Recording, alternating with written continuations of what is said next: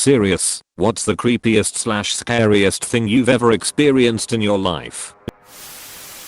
I had this dream that my brother killed someone and hid the body in our pool. It was in the winter and the tarp was on, so he was able to hide the body for some time. Eventually spring came and he was trying to get the body out to hide it, but it was so waterlogged that it was falling apart in his hands. The freaky thing is how real it felt and the amount of detail. It felt like I was actually living this in real life. I could remember news reports about the missing person. How I found out that he killed the man. My mom begging me not to report him to the police. The rotting flesh melting off the face of the dead person as he took it out of the pool. The police sirens. And it ended with me being so traumatized of what I saw I was placed in a mental health ward. I woke up crying and it took hours for me to calm down and start my day. It took a day or two to finally understand and process it was a dream. It took months for me not to be scared of my brother. My brother is super chill and the person in the dream was the complete opposite of him in real life. It's weird to explain, but I felt that I had to learn how to trust him again. It's been years since that dream, but it was so real and lucid. I've never had such a lucid dream since, and I really hope I don't. Posted this the other day and people said it was pretty scary. So here, I lived in Tahoe City a few years ago and woke up at 3 a.m.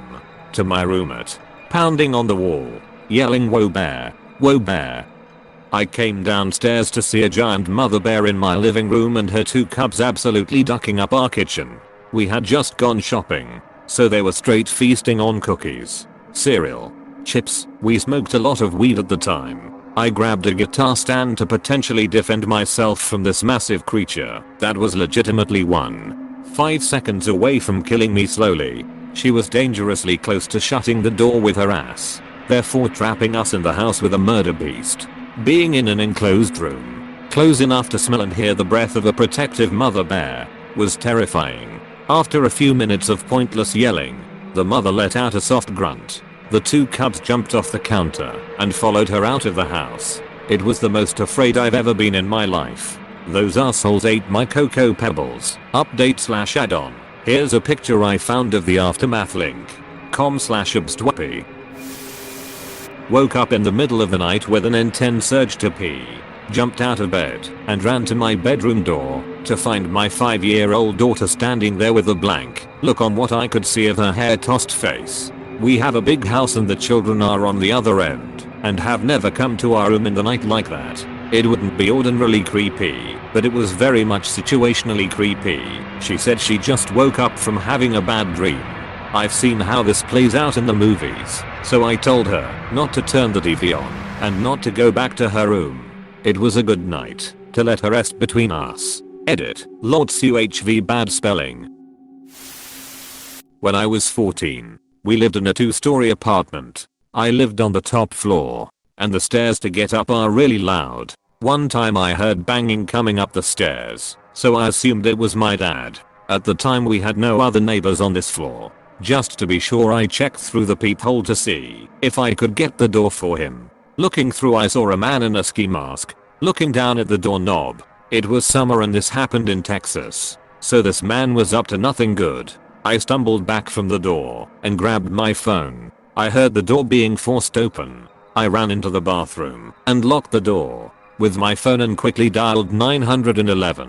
I heard a lot of banging in the next room and glass shattering. After maybe 5 minutes our officer came. The man was long gone. However, he broke a flat screen TV, 2 glass tables, family portraits, and our sliding door. Outside on the patio, the police found a crowbar. The man hasn't surfaced since.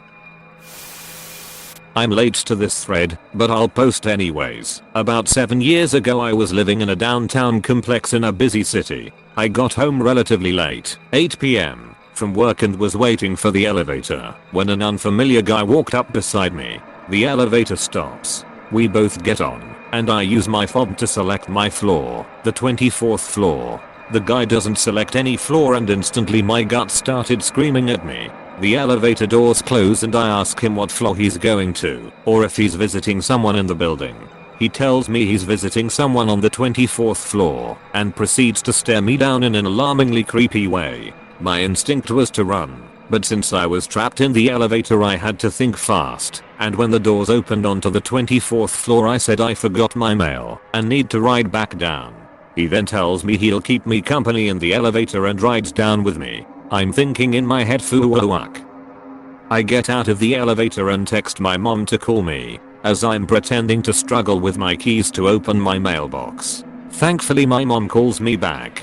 I proceed to speak in Polish with her, so this guy has no idea what I'm saying. I told her what was happening and she stayed on the phone with me for a good 30 minutes before this guy finally leaves the lobby, and I bail and get on the elevator ASAP to my apartment. The next day I'm on Facebook and my friend sends me a link to a news story happening in our city. I open it, and the police are warning women about a rapist in the area, who they are trying to catch. The picture of the rapist in the news story is the guy who was in the elevator with me the night before. I was paranoid for a long time after. Worked in a residential home doing night shifts whilst I studied for my degree. Was sat in the lounge alone watching television when I heard someone moving down the corridor. I was the only staff on duty and this home had 6 residents all with profound learning disabilities. Adjoining the lounge is a long corridor where the 6 bedrooms are. It was usual to just walk down the corridors. Some of the residents weren't good sleepers so would get up in the night. But on this night as I walked up the corridor all the doors were locked and shut. They could lock themselves in for privacy. However the very bottom door was open. It was dark in the room and I quietly looked in. I could see the shape of the guy in bed under his duvet. A small autistic guy, called Jimmy, obviously fast asleep. I put hearing the noise down to it being 4 AM and being tired. So I walk back to the lounge. And Jimmy was sat there watching television. To this day I have no explanation of how he would get to the lounge. The corridor was just a dead end, so he would have had to walk past me to get to the lounge. My childhood home was straight up haunted. My sister frequently complained about faces in the lights. My brother, maybe 5 at the time, came running in the house crying because the man hanging in the garage scared him. There was nobody there. I once woke up to a dark figure standing over my bed. I slept on the floor of my parents' room for days after that. There was an honest to God cave in the basement. Dirt walls. Went back maybe 15 feet. I never went in there, so I can't say what was in it. Electronic devices would sometimes turn on by themselves. Our dog would stare at one corner in one room and growl. Eventually we ended up buying our neighbor's house, right across the street. One night, after the neighbors had moved out, but we hadn't yet moved in. My whole family was asleep. It was the middle of the night. Suddenly the fire alarms start going off. We all wake up, and my dad checks the house. Everything is fine. He takes the batteries out of the alarms and we all go back to bed. An hour or so later, we wake up to alarms again. This time it's the carbon monoxide detectors and the no battery fire alarms. My dad turns off the alarms. We grab blankets and sleeping bags, and we leave. That night we sleep in a big family huddle in the living room of our new house. My parents called someone to check the carbon monoxide at the house, and they report back that everything was normal. The next day we started moving and never slept in that house again. I've never experienced anything paranormal since then. It happened at my dad's house in Mexico. It was only me and my older brother home. My dad was working and it was already night out. But we were used to it. My dad's friends always told us stories about the little girl that would never let them use the restroom because she would stand in front of it. They would go to my dad's house to drink it up but we would just take it as a joke. Until that night I was in my dad's room and my brother was in the living room. I was laying down, face up. The TV was on a corner on the right side of the room. The bed was on the right side against the wall also. And the door was on the left corner in front of me, and right outside of the door there's about 5 feet to get to another room, and in the middle there's a door to go to the rest of the house. Not a big house at all.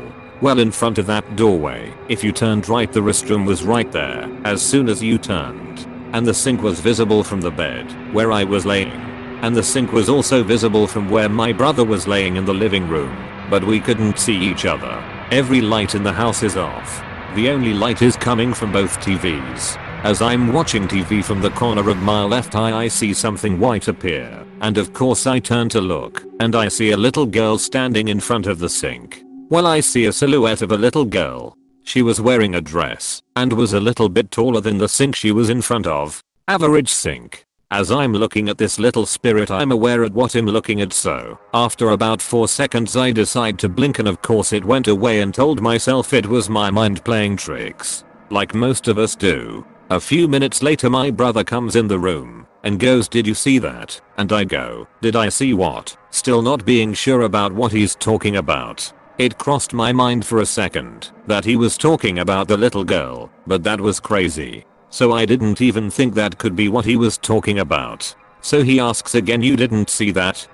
And then I said again, "Did I see what?" Then he finally says, "Did you see the little girl?" So we saw the same ghost child at the same time, while in different spots on the house. So I remember, when I was a kid, probably 1213, I sleep in our living room because the temperature in my bedroom is so hot that I can't sleep. At around 2 to 3 am, I woke up by the sound of a child crying.